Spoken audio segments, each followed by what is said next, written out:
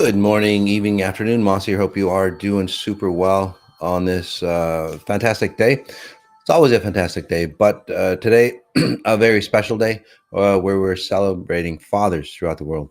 Now, fathers, obviously, different scenarios for everybody.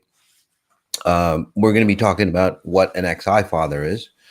So, again, welcome. If you're new to me, my name is Mas Sajadi. I've had two near-death experiences, and I see this reality, this world, from a very different perspective. And well, because of that, I bring in solutions. Just give me a second here. There we go. Listening to myself here. Um, um, where was I? There we go. So from that different perspective, again, like Einstein said, right? You can't solve problems if you're finding solutions within the same consciousness or the same reality. So and that's the difference between me and anything that's out there. I bring in solutions from a very different reality, concepts that are beyond space and time. It's almost like going beyond the matrix, right? Beyond the matrix of how we see our realities or how we see our lives, and how we see solutions to enhance our lives. So coming in from a very, very different perspective, we get solutions that actually work for us. Okay. So I talk about that on the Moss on Sundays. Today, we're going to be talking about what the XI father is, the deep science of becoming that ultimate father, outside of, say, standard definitions of what the father is. So the first half is going to be, we're going to be talking about the XI father, first half hour. And then the next half hour, I'm going to be analyzing you. And then that way I can show you what we all have deep inside, fantastic abilities to understand our realities, fantastic abilities to understand each other at such a deep level that we can, well, help each other become that ultimate human, elevating thus where we can elevate consciousness. So again, thank you for a lot of great feedback, and I will analyze you as we get into, again, the second half. All right. So if you have any questions about fathers or anything like that, again, I can read. Send them in on the comments. So what is an XI father? Well, let's just go through and analyze what, say, the standard definition of a father is, or what it's turned out to be. Right? Uh, in um, in the past, and it's always is that father, is somebody that's going to be there for you, right? Especially for young, for especially for daughters, right? That father identity, that father icon is somebody that's going to be there.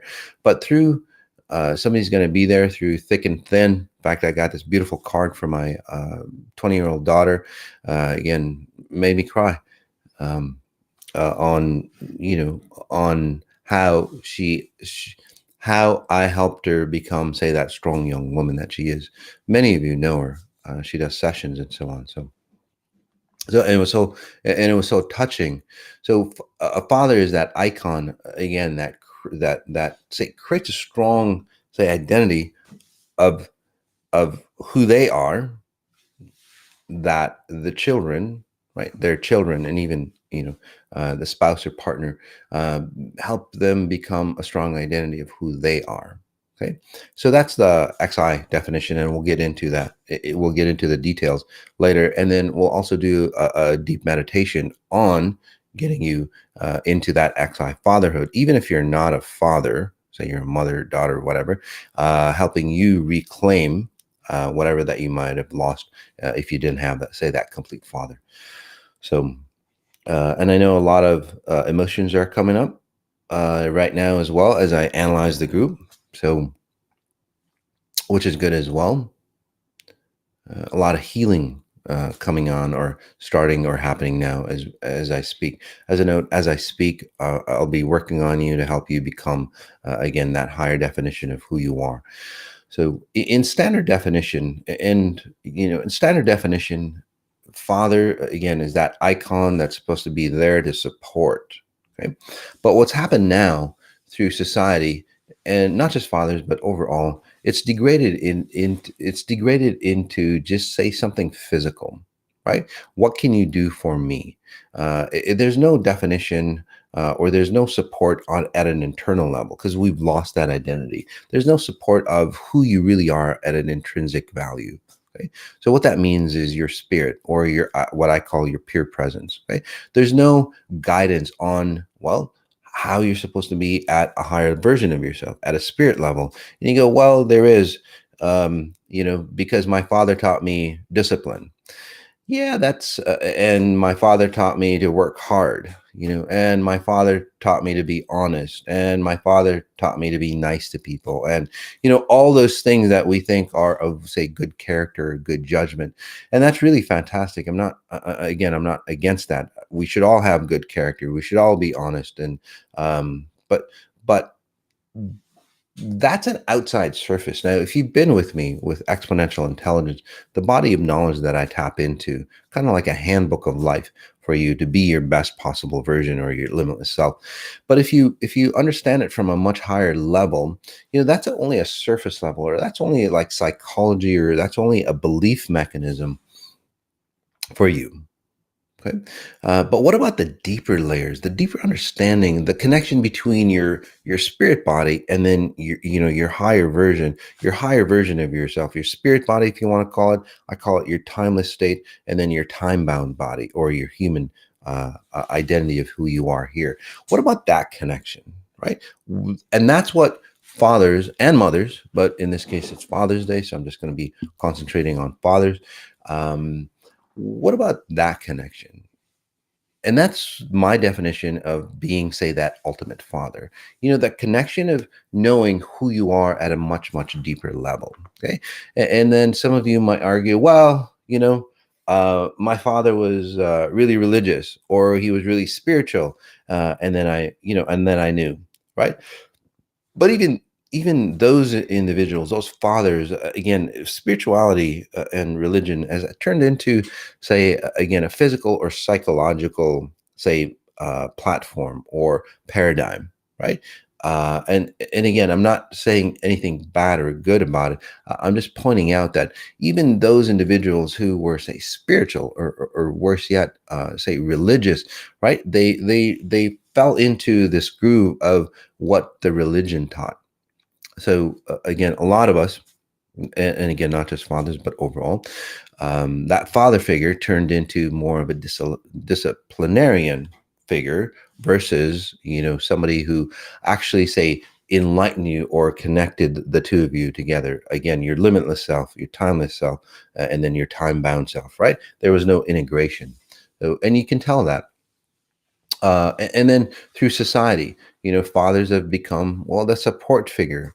That support figure that basically is one, say, absent father, right? That's a big key term, right? Absent father, whether that father is at home or not, or that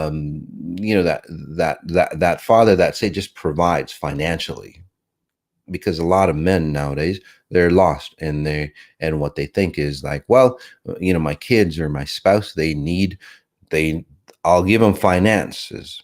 And I'm not, again, uh, I'll just give them the finances, and then that'll represent me as that ultimate father. I mean, what else do they need, right? But most fathers aren't, say, in touch with their real selves, and that's what your kids are actually looking for. They're really in touch with their really self, with their real selves. So let's take a deep breath in.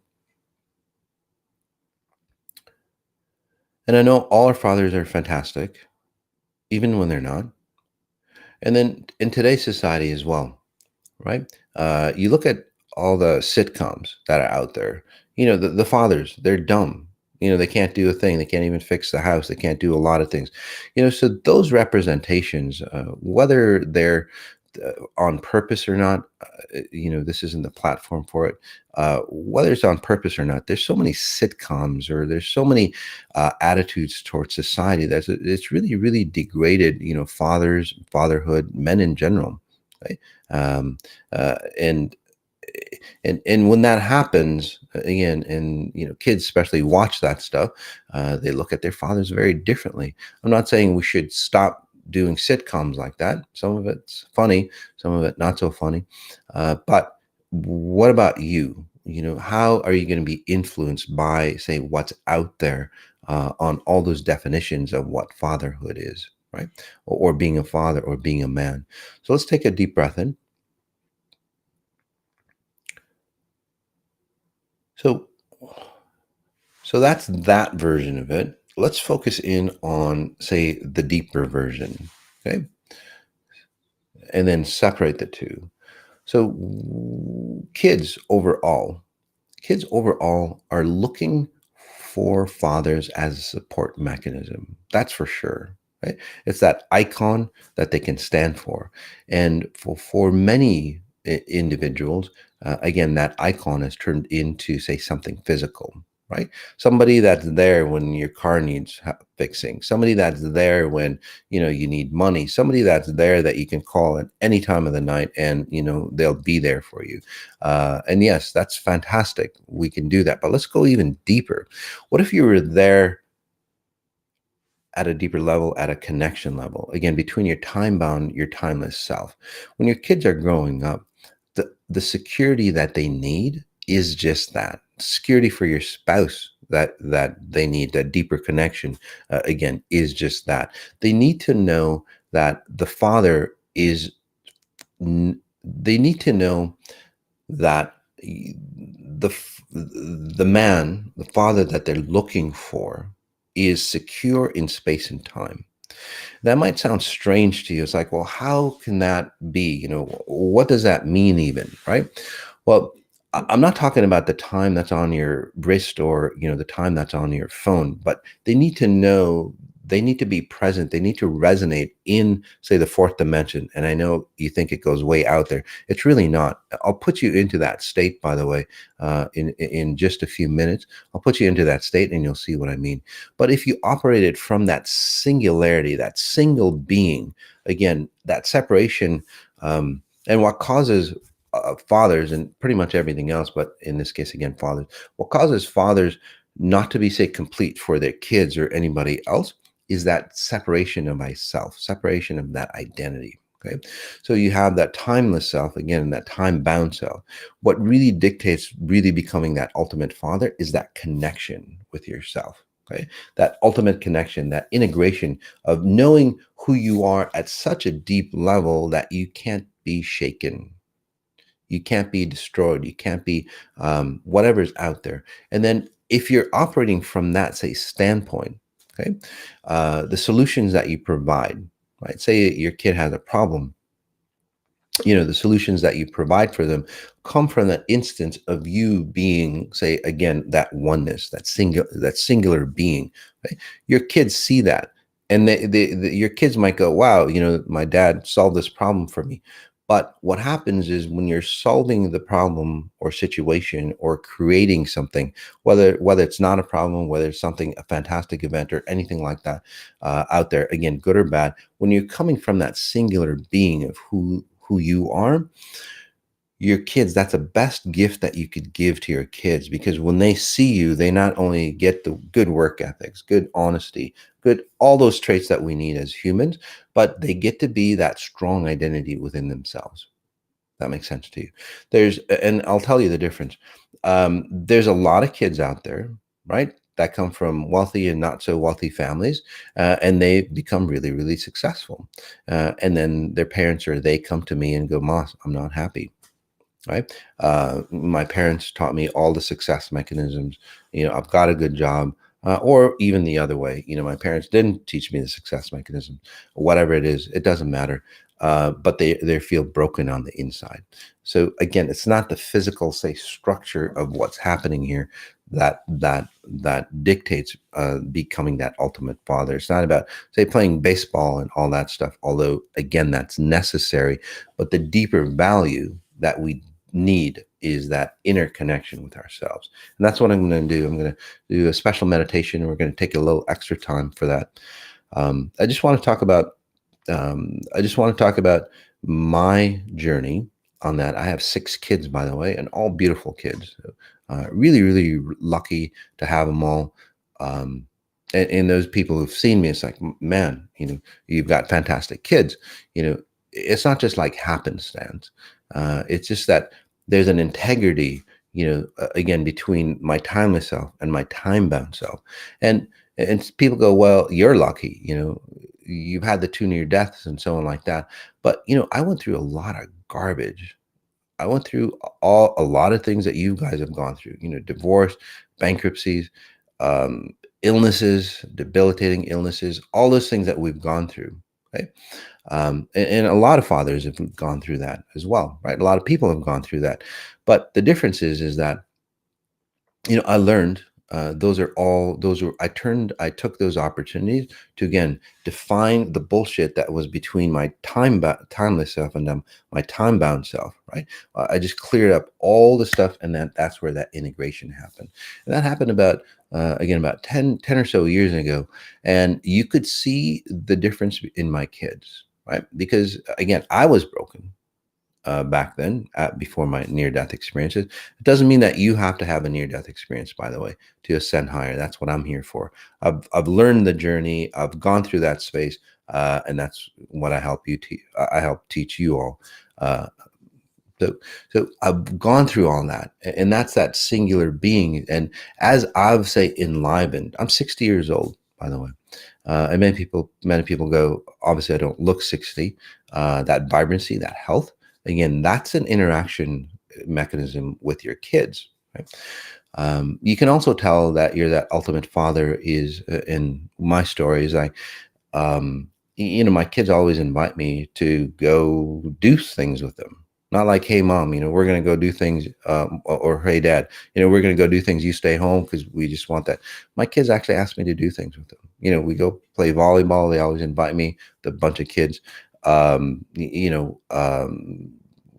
we do a ton of things. We go motorcycling, racing, whatever it is out there, do go shopping, with my younger girls. Again, it's that key that they just want to be part of you, right? Not because they're lost and disconnected. It's because you're providing them the best gift that you could ever give them, timelessness. Again, that singularity, that being that ultimate father of becoming, say, so strongly in space and time. And again, you might not understand that. It's okay, especially if you're new. But if you're that one being, those kids will want to hang out with you even through their teen years. So that's that definition of being that ultimate father. Some of you who've done so much or so sacrificed so much for your kids, right? And again, there's nothing wrong with that. And then your kids, say, disappear on you. Your kids disappear on you, or they don't want to hang out with you, and then it hurts inside. I've been there. I was that type of person.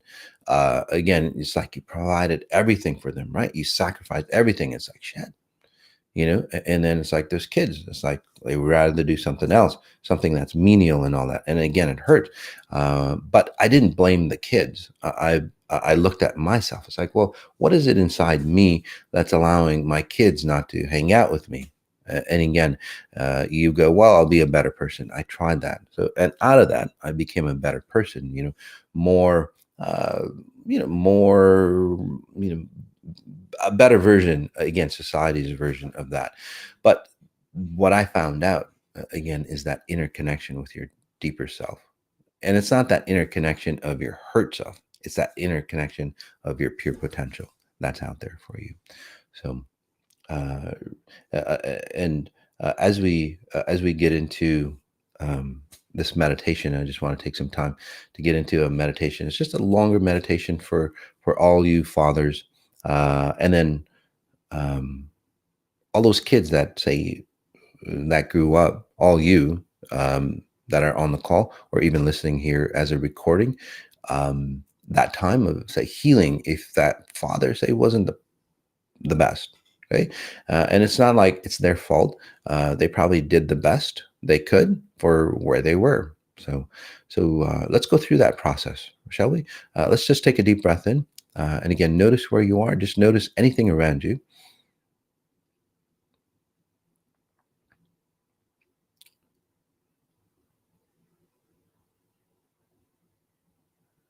Breath in again.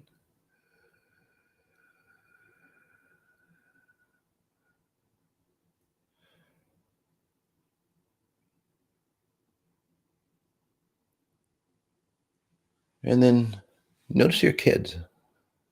And if you're not a father, you can still do the same. And if you're not a parent, you can still do the same. Notice your nephews, your nieces, or other kids. That's all. Again, but notice your kids and then notice you. And in your mind's eye, as you take a deep breath in, as I generate those frequencies that you might be feeling, experiencing right now, two frequencies I generate. One, frequencies of the ultimate father for you. And then frequencies that help you rewire yourself to get you closer to that ultimate father state. Again, bypassing psychology and all that. It's just a state of being, not a state of mind. So take a deep breath in. Again, notice your kids. Notice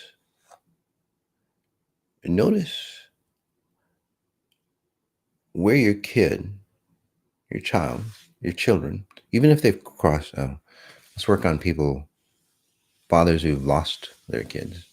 Wow. All right. Good number of you lost. Or maybe you might have lost your father. So, okay. So maybe a deeper meditation will work on.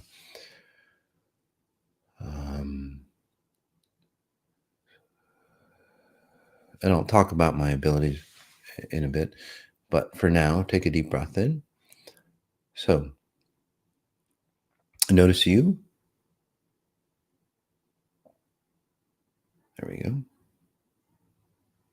And then in your mind's eye, imagine your child or children around you. And just notice where they are in reference to you. Again, notice in your mind's eye where your children are. Are they in front of you, to the side of you, behind you, next to you? It doesn't matter. Don't try to change the vision that comes in your mind.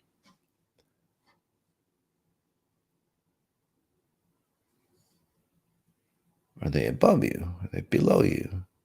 Again, and don't put any meanings to reference points.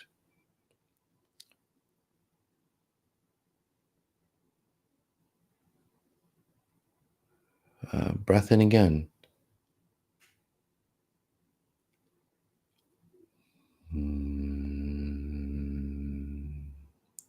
Just observe your kids and then observe you. Your chest, your collarbone.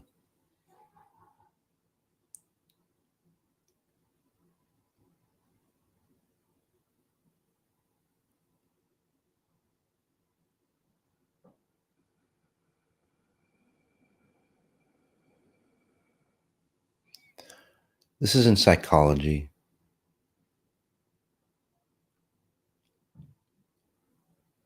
Goes much more advanced. Just trying to help you define you as a father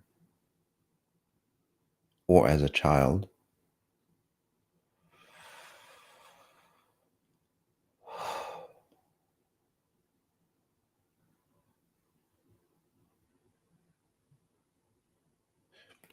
If you'd like to do it another version,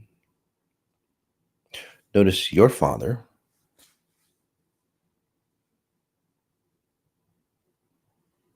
And then in your mind's eye, notice where your father shows up and then you.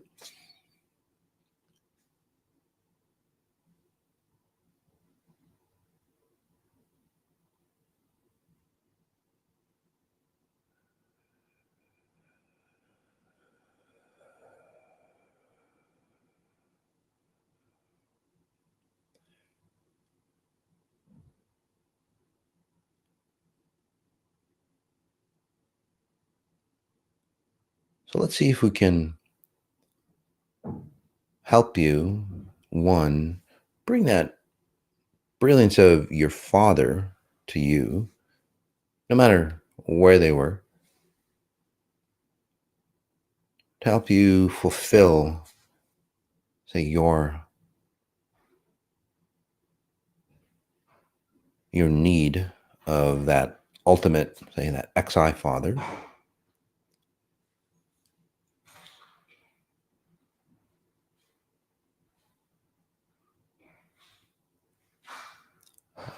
Wonderful breath in again.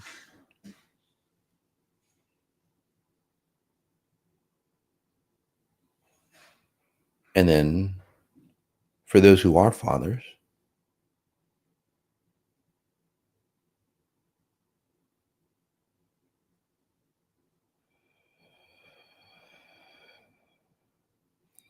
as you notice your children around you, and then you,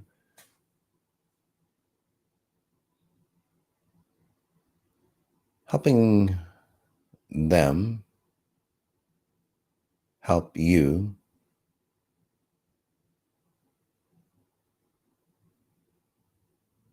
again, create that stronger connection between you and your higher self,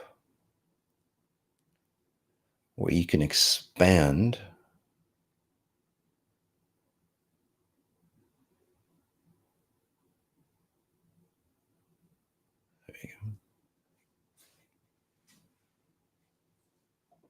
as a grander being, where you can expand and help them.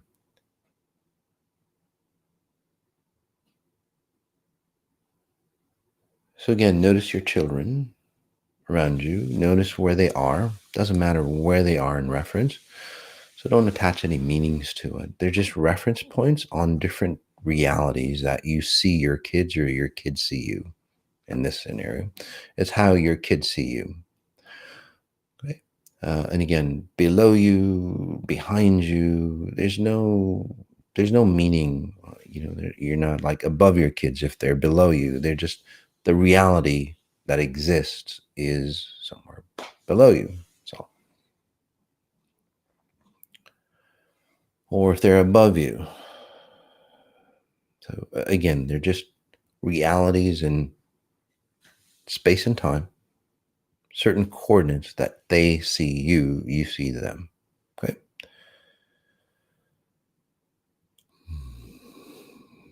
Strong breath in again. So as they reflect back, say, the reality that they're in, seeing you,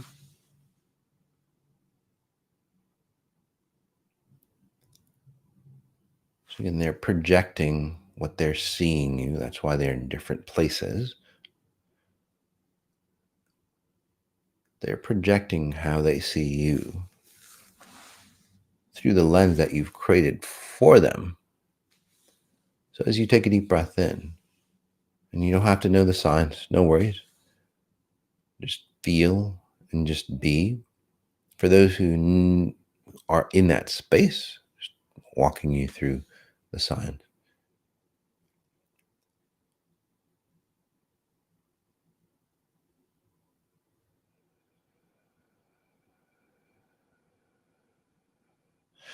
As I analyze the group, you're actually starting to see how your kids actually feel about you. Sometimes it hurts, sometimes it's endearing.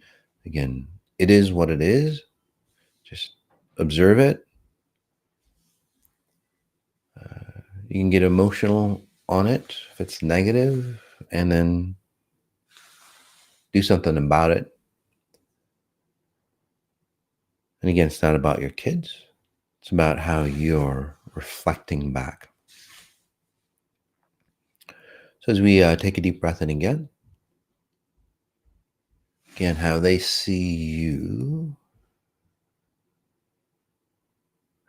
and then we'll help you reflect back, say, a pure version of you.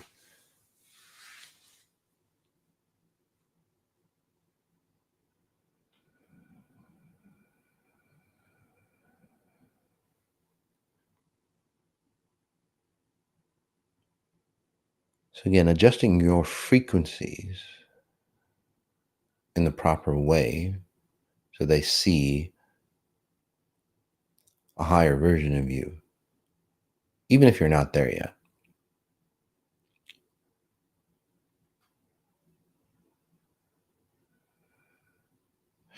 So that'll help you, again, elevate yourself to that higher version faster. It'll help your kids because they'll perpetuate you since they see you at that higher version and they're reflecting that back at you. You go, oh, my kids are seeing me at this higher version. I better come up to that level. And as you come up to that level, obviously, it helps them see a higher version of themselves. Again, might sound convoluted to the lay person, but it's all right. It still works. Breath in again.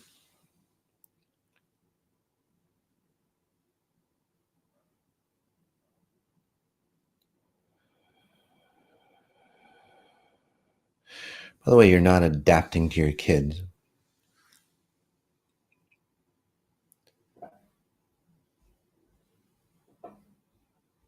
You're not succumbing to their weaknesses. You're just peeling away the distortions that they see in you.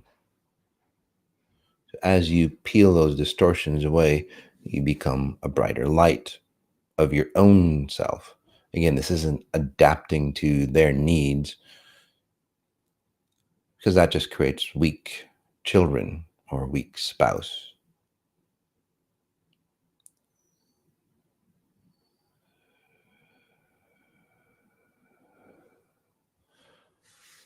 And then it's a downward spiral. This is seeing the incongruencies, peeling them away. So your internal light, that ultimate father frequency, shows through. This is where you, again, connect deeper. This is where real discipline happens.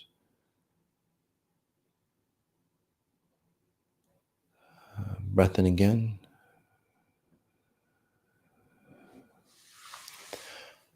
And while we're here, we'll just go into the second phase of analyzing people.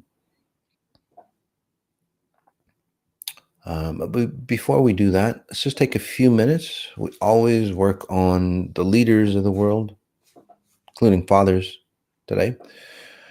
Right? Those people who lead, they always say that they want to do the best thing. They're doing it for your safety. Well, what defines the best thing? Is it their definition of the best thing for, all of society? Again, the leaders of the world, right? Business leaders, spiritual leaders, religious leaders, the deep state leaders, again, those individuals who direct, say, consciousness. Again, they always want to say, hey, we're doing the best thing for you. But the definition of that best thing. So helping them understand the higher definition of the best thing. So take a deep breath in.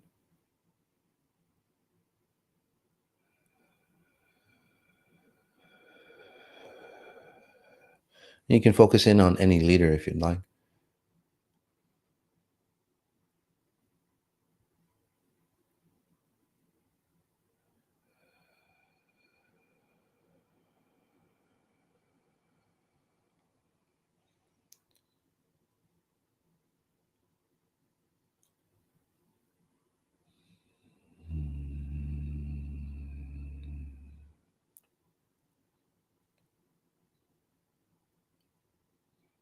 Breath in again.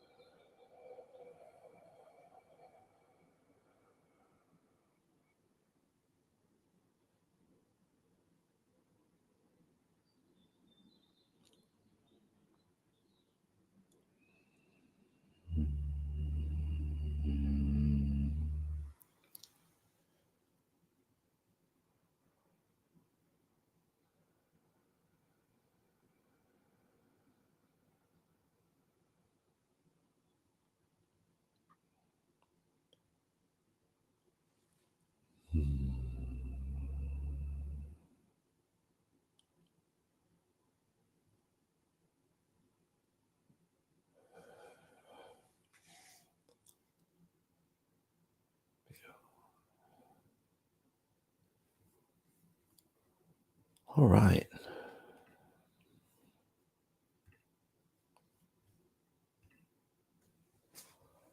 As we move forward, again, to all of you, happy Father's Day. Hope this helps you heal any bodily pains that you might have had. And then for you as a child, and then also helping you become that singular individual where you help your kids at a much higher level, becoming that ultimate father. So we'll move on to the analysis where I just analyze you. I don't need to know your name or anything like that. And the way that works, again, is that I can tap into anybody, dead or alive. I don't need to know your name or anything. The reason how that works is that there's an underlying, say, if you want to call it an IP address, that you have a personal frequency signature. I tap into that. So whatever that you send down, whether it's a text, whether it's your image, whatever it is, it's an essence of you that, again, has that address. It's just like, you're typing something on your computer. Within that packet that gets sent out, it's like, oh, this IP, it came from this IP address, this computer, all that. And that's how they can, say, track wherever or whatever, information that you send out. Well, it's the same thing that happens at a frequency level for humans as well. Everything about you, again, has your resonance. If you have a piece of jewelry I can hold on to, again, I don't need it. I don't need anything physical about you, but your jewelry or your pen, your phone, whatever it is, say laced, say with your, if you want to call it your spiritual fingerprint, or your frequency fingerprint, you could call it that. And again, I can tap into that and then go into that, say, database, universal database, and then, go, oh, this is this person. So that's how I do it. Very advanced technology, much more advanced than anything that's out there with AI, and those are very rudimentary technologies on understanding. And it's always like those technologies, just as a bit, those technologies, again, they have to sorry about that, they have to get information from you. They always have to call information. They always have to know about you. They always want to know everything about you. And that's, this thing with Google and Facebook, your government, right? They want to know everything about you. But this technology is that you can access all that if you're at, say, at a certain level of purity or honor. So, alrighty. So again, I know pretty much everything about you, more than you probably know yourself. But I don't use that to destroy you or harm you or any way. And that's the way society should be. It's like, hey, let's, I understand that you're weak in this area. Let's help you, help you come up to a higher level. Unfortunately, most people aren't at that level. So they know something about somebody, right? It's that secret. And then they use it to destroy you, or they use it to control you, or they use it to gossip about you, right? The government, okay. Oh, hey, come on in, guys. You're on live here. This is my daughter. Hi, guys. And hello. Kitty Cat. That's her boyfriend. So bend down a little. You're a little too short. There you go. Hey, guys. So happy Father's Day, everybody. Thanks, guys. So, sweet kids. This one's not mine. So, all right, you guys take it on? Yeah, we are. All right. Movie. All right. Got me this plant for Father's Happy Father's Day. Thank you, guys. Of course. Thank you so much. Of So course. beautiful. Such sweet kids. Day. They're taking off, having fun though. We're gonna go karting later on, which is gonna be really exciting.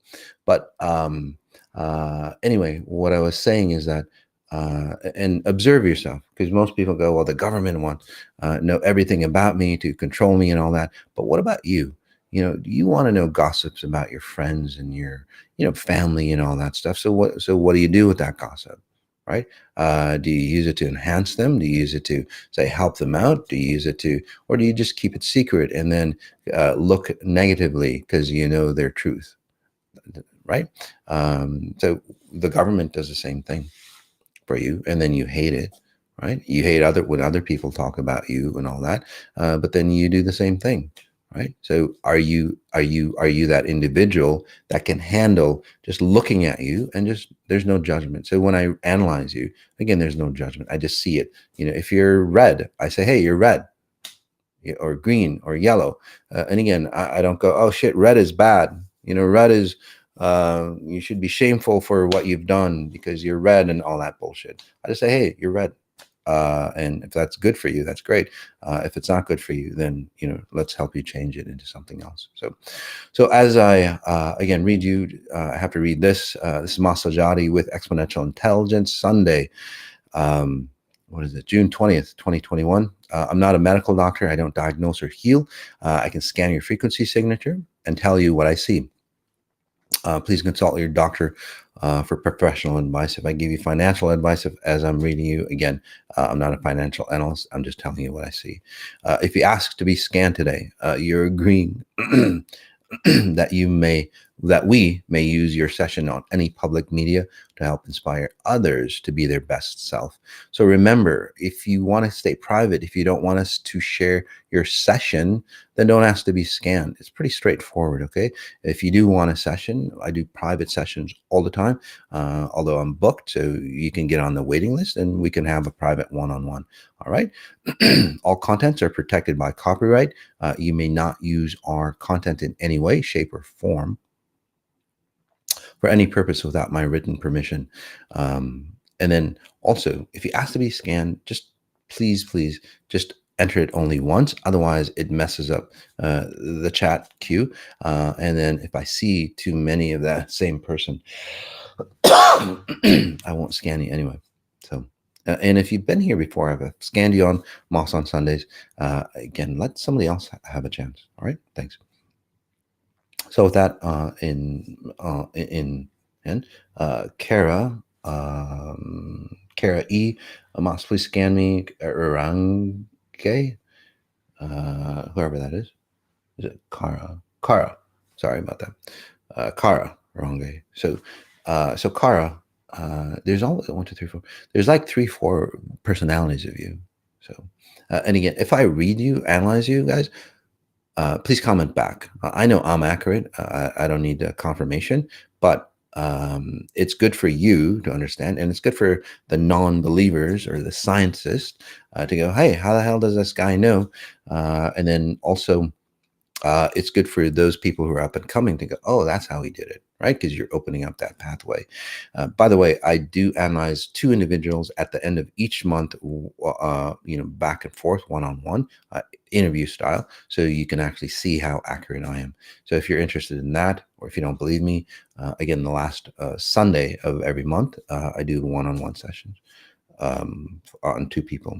So for Kara, again, there's like 2, 3 identities that you have. So you're not really sure of who you are, and some of the stuff that you've done with me have, say, exasperated that a bit more, which is a good thing. So before that, all those identities were globbed into one being, right? And you're always in your head, by the way, and you have neck problem or lower skull problems. So I can help you with that. Again, not a doctor, but let's see what we can do. So a lot of things coming up for you because you want to change so bad now that you've found XI, that tool that'll help you change, which is a good thing about you. Anyway, so let's quickly, all those identities, again, you don't know who you are. So whatever that you've done with me, again, you're all globbed into one. Now it's like you're separating those identities. So you might feel a little spacey or a little disoriented because they're around you, so to speak, those identities. So it's a great place to be. So you're you here, and then you go, oh, I resonate, like I'm seeing the world through my mom's eyes. So you'll kind of shift your perspective and see yourself through your mom's eyes, or through, I want to say a grandfather, a stern grandfather feel. Religious or stern, really stern. You have that version of who you are. So you're always going, am I a good person? Am I a bad person? Again, through all the religious factors. So all those things again, you're seeing those things. So what I'm doing is pushing those personalities out of you so you can see who you are. And then whatever good those personalities had, you can absorb into yourself, but not turn into them. That's what you want. That's what all of you want. As a note, as I work on one individual, I'll be working on all of you, especially if you have the same resonance or the same type of frequency. So again, for Kara, separating that, so you become again more singular, more one, where you're just you, and you can say step into your body as well. Yeah, a lot of fear in you again because of like religious aspects. So this is Roma. Can you please work on my father? Yes. So I think the reason why you're asking of working on your father is because you've always been, say, burdened by people.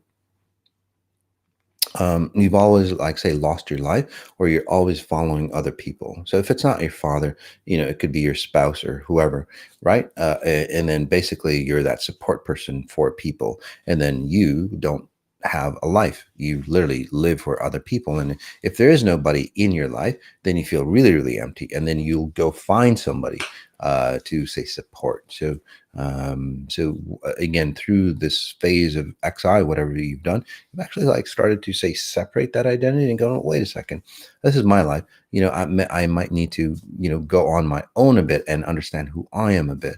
So so you actually at a deeper level, you're asking, hey, can you just relieve me of the burden of, say, taking care of my father as he gets older? It doesn't mean that you don't take care of your father physically, whether you do or not, that's your choice. But whether you take care of him or not, you're going to do it very differently, Roma. So congratulations on having your life back. You might feel lost. So ask yourself, what do you want to do? What does Roma wants to do, rather than, hey, what does so-and-so want to do? Okay. And you might not like it's especially if you do the 18-day coming up. Um, we're in it now, so the next time around, you can do the elevation, Roma. Especially if you do that, you start to see that separation of what Roma again wants to do. So let's take a deep breath in.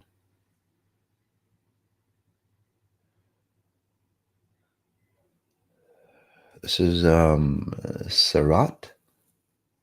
Can't pronounce the last name, but anyway, that should be close enough. Sarat, Hamas, I'd like to be scanned, please. Sure. Again, you have lost your identity. You have a masculine frequency, so you're attached to a male. Whether, again, it could be a brother, could be a husband, it could be a father, it could be if you hang out with men, no matter who they are, male versions. And it doesn't have to be a man. It could be a woman running a masculine frequency. It's just like you kind of blend into them, so to speak. Yep. You kind of blend into them. And then after a while, you get irritated. And then you get irritated with yourself, or you get irritated with them. And it's like, and then there's always that, abrasion, so to speak. And again, you're not comfortable with yourself, because if you hung out long enough with people, again, men, you'll start to turn into more of a masculine identity. That makes sense too. So, or again, if you're a female, because I don't know if that's a man name or a female name, it'd be the opposite. So it'd be the same thing, but opposite. So either way, you lose your identity. Okay. By the way, I might not pick up your sex because I'm not a psychic. I understand all algorithms. So if you're running, say, a feminine frequency, and you're a man, I would pick you up as a female because you're running female frequencies. So again, so let's take a deep breath in. So in this case, again, separating you from whoever the individual, again, you feel like you have a feminine frequency, and then male frequencies, say, interact with you or take over you. So let's separate that for you. And then this is sometimes, especially as you've gotten older, Sarat, you start to feel like, well, who am I, right? And then also, it's not just, say, psychological, or even, you start to have say masculine structures, facial features and so on like that. You also start to say adapt to the masculine diseases that your family has had as well. So yeah, there we go. So let's separate all that for you so you can become, well, you. So you start to push away from, say, that masculine frequencies for you. And then again, people who continue on with XI, like you, you'll come into that strong feminine frequency that you, say, always wanted if you're female, or that strong masculine frequency. So this one, Sunny, Desai, thank you, Moss, has been working with you for years, and it's changed my life, to say the least. Yes, and again, the changes aren't like, hey, I made more money, although that happens to you, but then you're still the same person. You're still addicted. You're still whatever. You're still broken, but you made more money, or I don't know, you did something else, or you lost weight, but you still feel like, crap inside about yourself. This isn't about that. Again, this is that connection with your deeper self, where you make money and it's like, wow, yeah, I made money and it's defined me. It hasn't defined me. It's just a reflection of who I am. That makes sense to you. Your relationships become happier. That's that deeper relationship of who you are. Again, that's the connection that we're looking for. By the way, we are doing a singles event coming up. I think it's next week. So take a look at that. It's for singles, and it's for couples who have a lot of problems in their relationship. You should do the singles event before you do the couples event coming after the singles event. Okay, so this is Sandy C. Can you scan me, please, Moss? Yes. So Sandy, you're seems like you're finally finding yourself. You're kind of like pulling. It seems like you're pushing or separating in your identity, either from a family or, say, a spouse type frequency for you. You're defining who you are, and it's almost like you're always like running away or hiding yourself, or moving away because you can't be your real self in front of, say, that special other. Which kind of sucks, because if you're with your special other, you should be able to be yourself then, right? Unfortunately, most people, what do? They in the beginning, what they do is that they adapt to the needs of that person, and then over time they go back to their old self, and that's where the relationships start to suck, right? So again, and that's what happens for you, Sandy. So now you're finding out, it's like, shit, I just want to be me, I don't care. But which is a good space, but again, you don't want to be you necessarily. You want to be a much better version of you. So, and that's what you're starting to see. So nice job. It is a break apart type frequency for you, where you're going to see how the old Sandy saw herself, and then the new Sandy. So again, really good stuff for you. So what I was doing for you, again, is separating that identity, and then I can't change anything for you. I can only show you the probabilities of what's out there for you. You experience it, and if you want to keep it, you would, what I call, confirm your deletions. So for Sandy, for example, she'll see two versions of yourself: one, your old version; one, the new version. So if you want to keep the old version, well, you go towards the old direction. If you don't, well, you do something different. So again, those things I can't help you. This one, Elizabeth Wolf. I was abused by my father. It left lots of scars on my personality and more. I would appreciate any help. Yes. So again, you might be kind of new to XI from what I'm seeing. Or if you've been here, you're finally to a point that you're letting go. So either way, there's like this change. You're starting to see that separation, Elizabeth, of you and then the abuse. That's one of the again, the most gigantic steps that you can take. So congratulations. Before even just 1, 2, 3 months, no, 4 months, 5, 6. So say 5, 6 months ago. Again, yeah, 5, 6 months ago, you would have seen yourself as the abuse, and that's the key, right? um, yeah, you would have seen yourself as the abuse, which instigates more abuse. Or if there's nobody to abuse you, again, you'd abuse yourself at some level. I'm not good enough. I should be shameful for what happened. All those things, again, you would blame you because your father basically blamed you. Yeah. Your father blamed you because he couldn't blame your mom for some reason. So anyway, you were, I guess, that dumpster. So it's, by the way, Liz, it's got nothing to do with you. It's actually between the relationship between your father and your mom. You were just there as that receptacle, unfortunately. So again, it's got nothing to do with you, but it's tainted you. But again, where you are now and what I'm doing is just separating that identity even more, right? Because again, you become singular with abuse, right? That's synonymous for you. You think of yourself, you think of abuse right away. So again, that's that separation that you're experiencing where you're starting to observe you being abused, which is different than you abused. Very different because there's that separation or distance between you. You get to observe, and then through this mini session, what'll happen for you is that you get to see you, the purity that you are, right? And this is where you get to heal yourself because again, the abuse patterns are say outside of you. It's like clothes. In the past, you would have thought that the clothes is you, but now you're finding out it's like shit. It's a piece of clothing, and it becomes to a point in the very near future, especially if you're doing the 18 days. Seems like you are, especially if you're doing the 18 days, that it's like, wait a second, I don't like this piece of clothing anymore. I'm just going to shed it and wear something else that's not abusive to me. So, and that's how simple it becomes for you in the near future, by the way. Let's just take a deep breath in.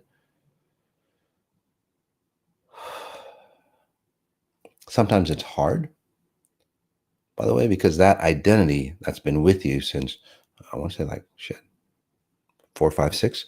That's been part of you for so long. And then it's like separating. It's like, well, who am I then? So when that point in time happens for you, you want to start to observe other people, okay, that you'd like to be like, excuse me, Elizabeth, and go, oh, so I would venture out of your, say, circle or your environment. Okay, take a trip if you can. Go to another city and just look at different things, different scenarios, and then you get to go, oh, that's how people react, and then you get to see that not all people get abused, and then when that happens, obviously, those patterns will start to absorb into you because well, you're a clean slate in the very near future. Okay, let's take a deep breath in. Well, a lot of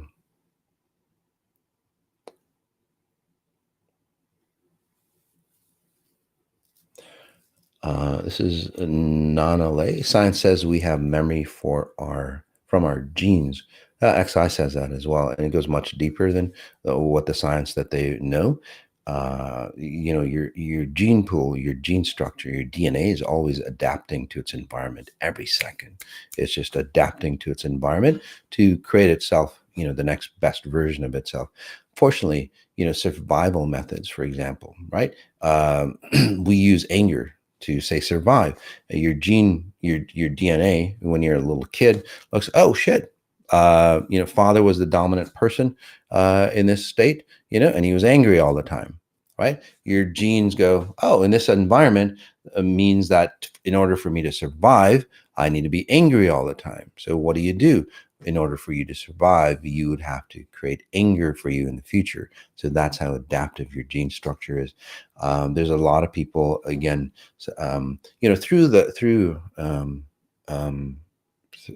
through your family tree. Just think how many thousands of people have been there before you. They're just a mixture. All those gene pools are in you. Imagine that. And the good or bad in nature or animals, and even in trees and so on, vegetation, flowers and so on, it removes the weak and then it propagates the strength. And unfortunately, humans, we have free will, so we hold on to all our shit. We just hold on to everything, and then father's anger, or parents or mothers or whatever, anger, heart diseases, issues, illnesses, and all that stuff. Generation to generation, you don't see that in the animal kingdom, right? Again, and the reason is because we have free will. And there's a reason for free will. It's not a negative, but we're not using it the way we should. So I absolutely agree. That's why I always say that what we're doing here in XI, and we're getting more and more research to back that up, by the way, is that I literally change your gene pool, your DNA at such a deep level. It's a lot like gene therapy. Gene therapy is literally where they resonate your DNA to a certain frequency, which is very, again, it sounds really advanced, but it's really archaic, because frequencies that, again, that machine sends out, it's only one frequency. And again, I'll be talking about that, I think, on a podcast. Gene therapy is how they work, how I work, the different layers of frequencies that I help you resonate. By the way, we all have these abilities. Okay. So again, really good point. Thanks for that.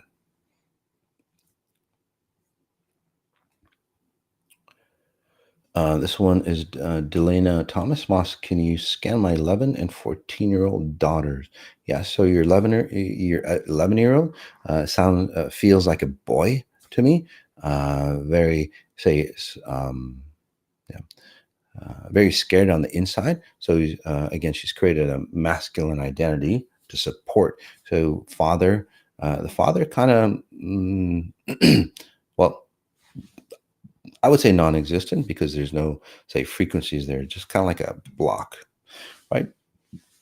It's that separation. Literally, it's a separation between you and the father. It's just like there's no connection, there's no emotion there. So when your kids see that, especially your 11-year-old, it's like, shit, there's no feedback. There's no feedback loop. So there's no feedback loop between the two of you, basically. And then your kids see it, and it's like, especially the younger one, it's like, wait a second, there needs to be a feedback loop, because that's what their chemistry, their spiritual, say, chemistry is all about. It's like, because then they understand how to, say, exist in this world, right? By reference points or feedback loops. In this case, again, there's just a block that nobody can, say, connect to the father. So it's kind of like an empty space there, unfortunately. He's been hurt. Anyway, back to your daughters. So when they see that, it's like, whoa, what do I do? So your daughter, your 11-year-old, again, has created again this wall, so to speak. Young girl on the inside, she feels like a 3, 4, 5, 6, like a 7-year-old. Although she's 11. So again, she could be actually younger emotionally. Obviously, she's younger, but physically she's younger. And this is some of the problems as well. And I would suggest a deeper session. And I might have worked on them in the past. They're changing, but again, and they might be removing that stuff as well. But I would suggest a longer session, because as they go through puberty, right? And say that during puberty, physical puberty, clock time, cellular time, they're 13, 14, again, through puberty. But the cellular memory is going, oh, well, she's a 7-year-old. So again, so when you go through puberty, it kind of it distorts, or it doesn't. They don't go through puberty properly, because they're going through puberty, although they're like 7, 8 years old, like frequency wise. And that's what gets embedded. And then that's where they have, again, not say the complete, say, adult version of who they could be. So for your 11-year-old, that's what's happening, protecting your space. And then for the 14-year-old, what she does to protect her space is she creates disturbances, or say chaos or drama, so to speak. She's always pushing against people, her friends, you, whoever, and that's how she defines herself in time, right? Because obviously the two of you aren't supporting, say, a space. It's like, hey, this is space and time here, right? And then you're getting closer and closer to that space. Again, you might be new, or there's a newness in you, whichever way you want to take a look at it. And you're observing how, say, unstable your life is. Before, you would have just like kind of faked it, so to speak, right? And everything's fine. So you would have, say, suppressed things, and you go, everything's fine. But when your kids are, they're observing at a deeper level. Just like me, I observe everything, no matter what you say. Your underlying frequencies is the most dominant for me. Kids are exactly the same way, by the way. They might not understand like what I do, but your kids see that, and it's like, why is mom always suppressing things?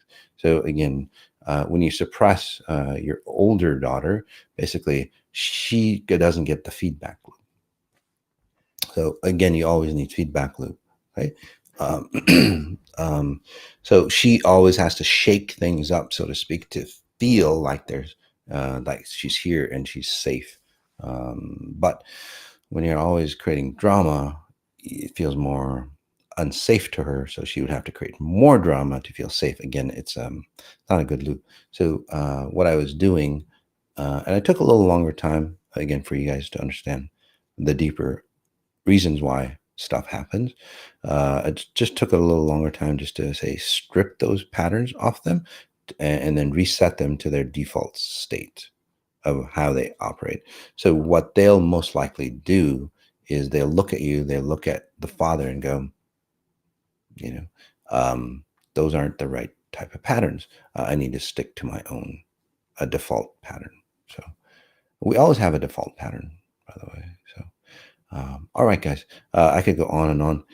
So look for, again, more podcasts on, say, the science, the differences between what I do and anything else that's out there. I think that's actually out there. I'm going to be talking about, again, gene, DNA frequencies, how, again, XI affects your frequencies, your cell at a cellular level or at a DNA level.